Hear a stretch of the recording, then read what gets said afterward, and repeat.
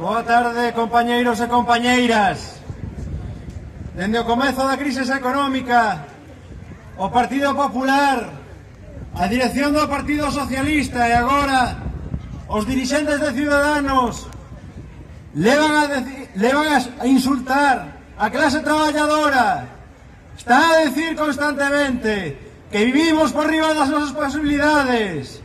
Está a dicir que hai que ir morrendo pensionistas, que xa debedes de estar vivindo por riba das nosas posibilidades.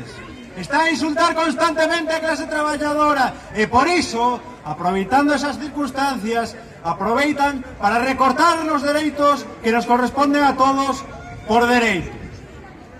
Aproveitan para aumentar as tasas universitarias, aproveitan para recortar en prestacións, por desemprego, para recortar en becas, para recortar en salarios, para precarizar o traballo.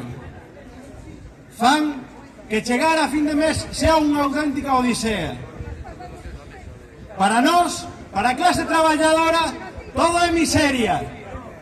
Pero para os que todo teñen, para os fillos do Partido Popular, para os herdeiros económicos do franquismo, para os herdeiros políticos do franquismo, todo beneficios. Para eles recortes fiscais, axudas económicas, man de obra barata e sen dereitos, postos executivos en empresas privatizadas ou incluso a universidade pública lles agasalla con titulacións a custe cero, que non teñen nin que ir ás clases, non teñen nin que pagar matrículas, nin teñen que presentar traballos de fin de máster. Unha auténtica vergoña, compañeiros, é unha auténtica vergoña. Son unha banda de criminais, o Partido Popular, Ciudadanos e todo o resto dos cans da COE. Son unha auténtica banda de cans e hai que acabar con eles. É necesario acabar co goberno do Partido Popular. É necesario acabar co conxunto da dereita deste país. Para iso, compañeiros, o que está a facer a plataforma en defensa das pensións públicas é exemplar. O que está a facer os traballadores en xustiza é exemplar. Ese é o exemplo que debemos de continuar. A loita nas rúas.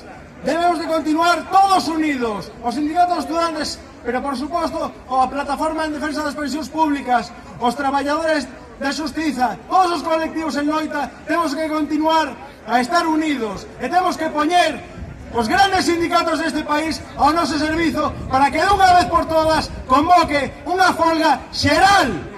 Unha folga xeral que é necesaria e que debe ser retrasar máis de 5 anos. Non pode ser que os sindicatos continúen a estar totalmente desaparecidos. É imprescindible unha folga xeral, compañeros e compañeiras. É imprescindible unha nova folga xeral para acabar co goberno do Partido Popular. Máis nada, compañeiros. Boa tarde.